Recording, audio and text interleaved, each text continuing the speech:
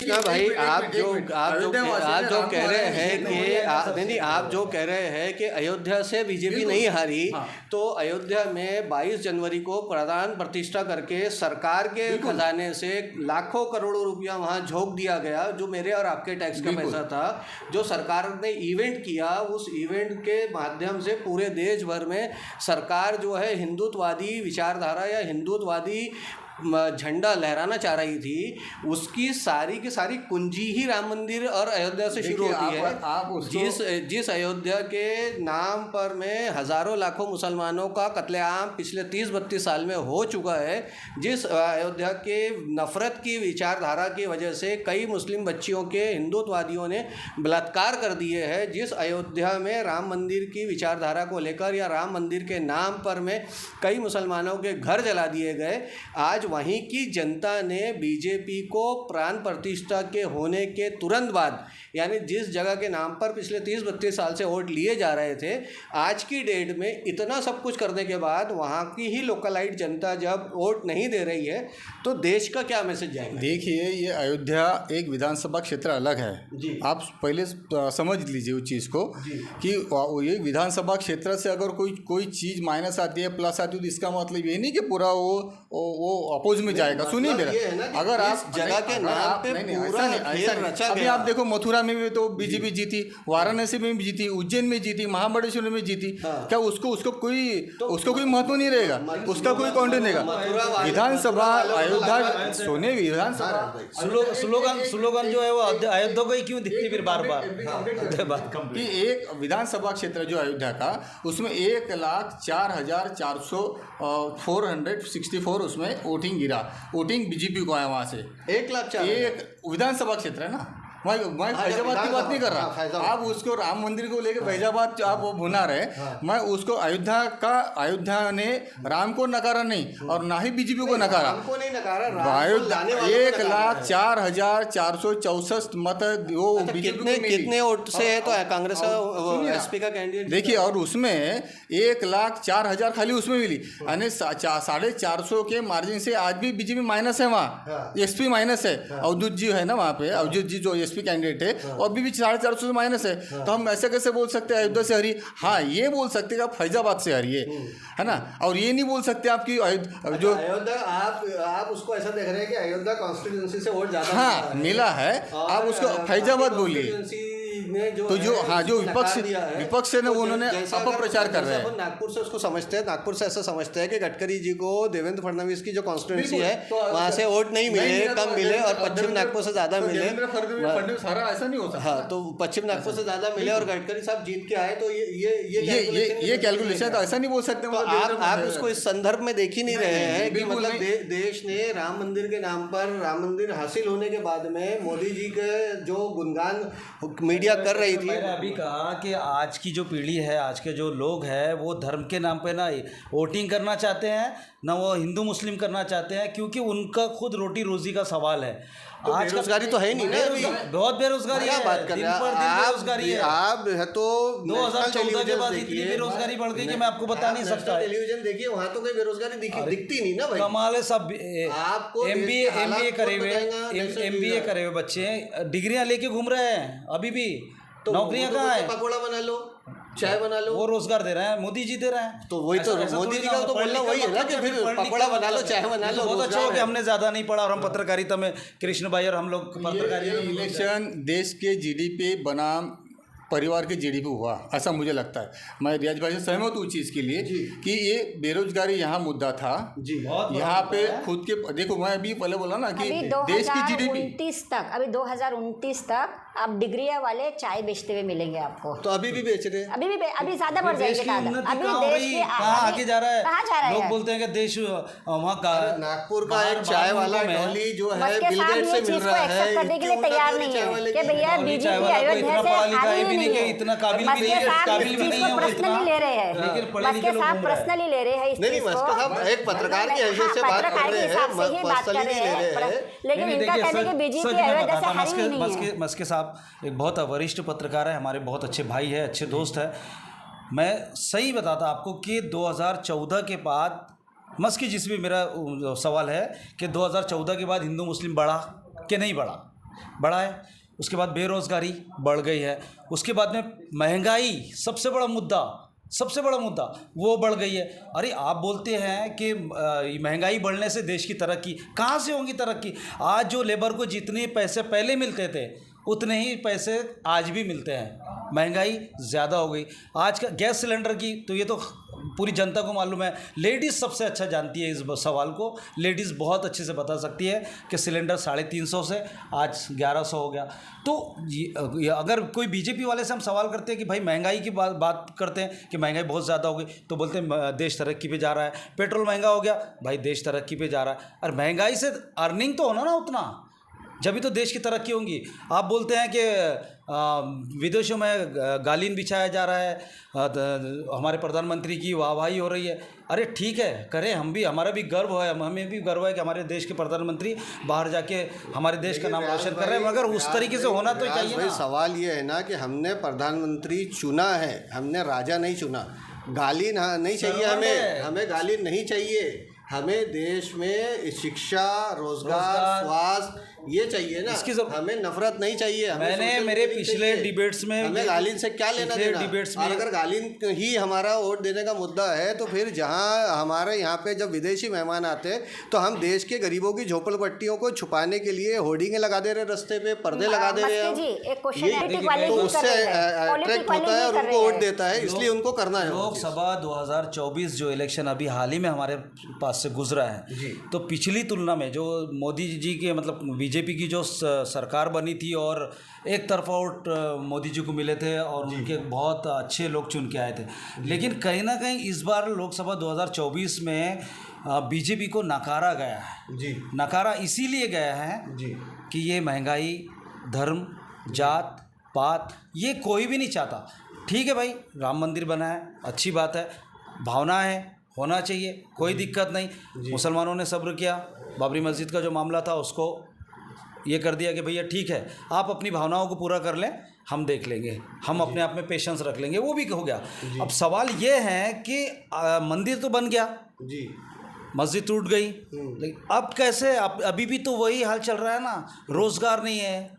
तो वो तो आप मोदी 3.0 जब जा रहा है तो अब इसमें रोजगार देंगे ना? कहाँ देंगे? क्या मंदिर तो बन गया, धारा 370 भी हो गई, अब सब हो गया, तो अब तो रोजगार देंगे ना साहब। आश्वासन से हवा से पेट नहीं भरता गरीब का, किसी भी गरीब। तो दोस्तों ये चर्चा अब है तो हमारे अख्ताम पे पहुंचने जा रही है और लास्ट कमेंट हम लेते हुए चलेंगे। लास्ट कमेंट ये है कि सबसे पहले कृष्णा भाई से लास्ट कमेंट लेते हैं कि कृष्णा भाई, योगी आदित्यनाथ जी और मोदी जी के बीच की जो सिंक्रोनाइजिंग थी पहले, अब वो सिंक्रोनाइजिंग टूटी है, तो ये क्या बीजेपी को नुकसान पहुंचाएंगी, सेंट्रल की राजनीति को नुकसान पहुंचाएंगी या बीजेपी की स्टेट राजनीति को नुकसान पहुंचाएंगी? मुझे कहीं नहीं दिख रहा कि योगी और मोदी की इसमें जो खटासाई है या फिर कुछ हुआ है। अगर वो वोटी अपना जो सीट्स की अगर बात करेंगे, कम आया है, उस वजह से आप अगर वो कम या ज़्यादा आई होगी, एसपी ने ज़्यादा लिया 37, बीजेपी ने 33 आया, लगभग कांग्रेस के सिर्फ ओनली 6 है। तो अगर इस अगर हिसाब से अगर आप देखते होंगे और क्वेश्चन करते हो तो मुझे लगता है कि कई गलत चीज़ होगी, क्योंकि अगर ये चीज़ अगर होती है वहाँ पर तो फिर हम लोग ये भी बोल सकते हैं कि भी महाराष्ट्र में देवेंद्र फडणवीस और मोदी के इसमें बीच में भी कुछ खटासाई होगी। ये देखो, ये सीट है, ये इलेक्शन होता है। रिजाइन नहीं दिए ना अभी तक देवेंद्र भाई ने? नहीं, अभी तक रिजाइन नहीं दिया, सिर्फ बोला है। देखो कम से कम कहीं ये बोल के योगी आदित्यनाथ पे प्रेशर तो नहीं डाला है देवेंद्र भाई ने? देखो, ये वो मुख्यमंत्री है किसी राज्य का, कोई नहीं चाहता कि वो जो कोई अपनी सीट छोड़े। ये देश का पहला एक नेता ऐसा होगा जहाँ देवेंद्र फडणवीस, जिन्होंने पराभव अगर उन्होंने ये करते हैं। नहीं, ये देश का पहला ऐसा नेता है 2014 के बाद से जिसने नैतिकता के आधार पर जिम्मेदारी लिया है। 14 से पहले ये उन्होंने बोला, और मुझे ऐसा लगता है कि देश के अंदर में जितने भी भाजपा शासित या फिर जो भी कांग्रेस शासित जो भी, अगर जो कांग्रेस अगर ज़्यादा होगा, अगर माइनस आता है, उन्होंने नैतिक जवाबदारी लेनी चाहिए। वो बीजेपी रहे या फिर वो बीएसपी रहे या फिर किसी भी चीज़ का रहे, क्योंकि वो नैतिकता इसलिए है ना कि सामने हमारा देवेंद्र भाई है, देवेंद्र भाई के अंदर नैतिकता बची हुई है।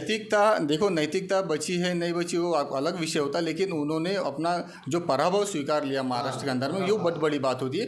और वो आज और दिल्ली में अगर उनको बड़ी जवाबदारी देते भी है तो शायद जो गलतियां बीजेपी ने किया होगा, जैसा रिजवान भाई ने बोला, मैं एग्री हूँ कि महंगाई बढ़ी है, बेरोजगारी बढ़ी हुई है और कुछ ना कुछ चीज़ें काफ़ी खामियां है सरकार चलाने में। और 100% कोई भी सरकार, किसी भी कांग्रेस या किसी भी बीजेपी, कोई सरकार यूपी रहे, वो हम लोग 100% अपेक्षा किसी से नहीं कर सकते कि ये चीज़ें होना चाहिए। अगर उन्होंने बहुत बड़ा है, बहुत सारी समस्या है, देश चलाना इतना ईजी। लेकिन ये है कि नेहरू के ज़माने में इससे कई गुना ज़्यादा समस्या थी। 1 रुपये में लेकर हम देश निकला था और आज लाखों करोड़ों की जीडीपी पे हम खड़े हैं।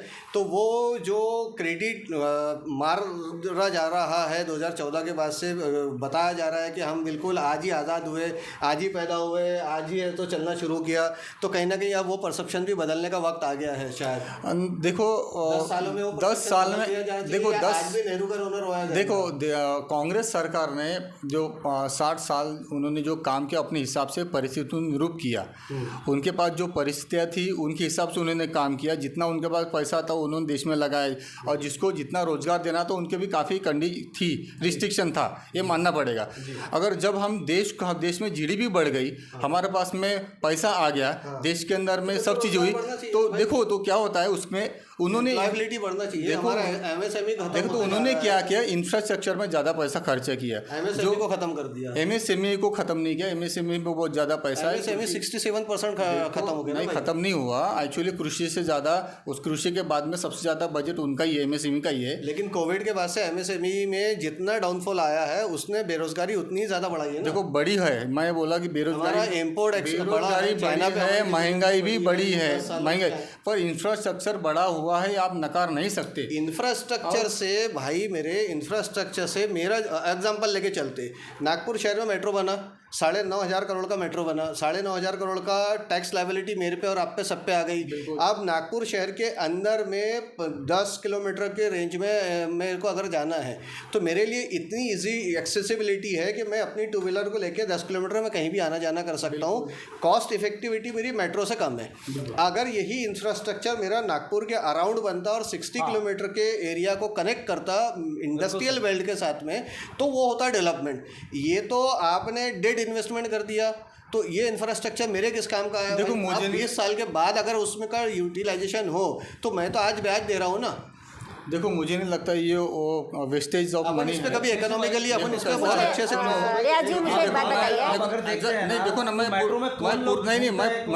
जाता हूँ उसमें, सुनो मेरी बात, मैं पूर्व नागपुर में रहता हूँ, मुझे वहाँ से एक 50 रुपये जाना, 50 रुपये आना, 100 रुपये का पेट्रोल जाता है बर्डी आसपास घूमने के लिए। आसपास मैं वहाँ से 10 रुपये से लेके मैं मेट्रो से आता हूँ, वर्धमान नगर चौक से, हिरवी नगर से, और सीधा बर्डी से उतर के अपना काम करता हूँ। यहाँ तक महीने मेरा भतीजा भी वही वहाँ पे दीक्षा भवन में आप जब ट्रैवल करते हैं कृष्णा भाई, आप जब ट्रैवल कर रहे हैं और तो कितना परसेंट है? देखो मेट्रो जो विषय निकाले आज का नहीं है, मेट्रो तो बन गई, शुरू हो गई, लेकिन उससे पहले रोजगार की तरफ ध्यान देना चाहिए था। मेट्रो की जरूरत। तो चलिए रियाज भाई, आपका आखिरी कमेंट क्या रहेगा योगी आदित्यनाथ जी के सियासी समीकरण को लेके, आने वाले वक्त की फ्यूचर को लेके, और मौजूदा वक्त में अमित शाह और मोदी की सरकार के आने के बाद क्या योगी आदित्यनाथ जी को सीएम पद से हटा दिया जाएगा, जैसे कि अटकलें लगाए जा रहे हैं, जैसी खबरें आ रही है?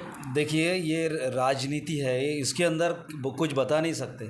इसमें रिश्तेदार का नहीं होता है, दोस्त का नहीं होता है, और बाप बेटे का नहीं, कोई किसी का नहीं होता। बता नहीं सकते। इसमें हमने पहले से देखते आए हैं, सीरियलों में देखते आए हैं बहुत सारी के बाप गद्दी के लिए, उस गद्दी के लिए बाप बेटे का खून कर देता है, बेटा बाप का खून कर देता है। और यहाँ तो एक ऐसी राजनीति ये है इस वक्त कि भाई यहाँ पर कब क्या हो जाए, कौन किसका पल्ला भारी कर ले और कौन किसके साथ गद्दारी कर ले, ये बता नहीं सकते। लेकिन जो हमारे हालात अब इस वक्त हम जो हालात देख रहे हैं, से पहले है तो मुख्यमंत्री की शपथ दिला देते। तो देखिए आपने देवेंद्र फडणवीस जी ने सुबह 6 बजे शपथ ग्रहण वो कर लिया था, आपने देखा और दुनिया ने देखा है, मैं कुछ पहली बार नहीं बता रहा हूँ। तो ये 12 के बाद मोदी जी का है कि 12 के बाद दुनिया किधर से कैसे पलट जाएगी इसकी नो गारंटी है।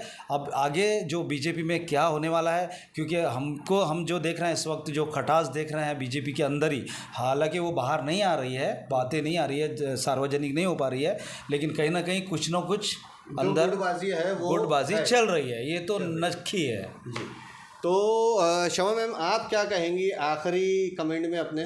मैं आखिरी कमेंट में यही कहना चाहूँगी कि सरकार अगर बीजेपी की भी है तो मेरा एक ही मुद्दा है कि अग्निवीर का जो मसला चल रहा है अभी 4 साल वाला, हाँ। वो कानून हटाया जाए। अच्छा, कॉन्ट्रैक्ट का सेना ना बनाई जाए। हाँ, परमानेंट परमानेंट सेना बनाई जाए अग्निवीर की। जो लड़के इतनी मेहनत करते हैं, 6 महीने की सख्त ट्रेनिंग पास करके जब वो आगे बढ़ रहे हैं, तो 4 साल में रिटायरमेंट करके उसको क्या फ़ायदा है? हर चीज़ बिक गई तो मेरा मुद्दा है कि बस उस चीज़ को हटाया जाए। है, मेडिकल्स क्या क्या नहीं बिक रहा है, सारी चीज़ें तो बिक जा रही हैं देश की। क्या बचा ही क्या है? अभी लाल किले से शुरुआत हुई थी, दिल्ली के लाल। चलिए दोस्तों, देश का बिकना चालू है और अभी मोदी जी फिर से आए हैं तो फिर बिकना चालू रहेगा।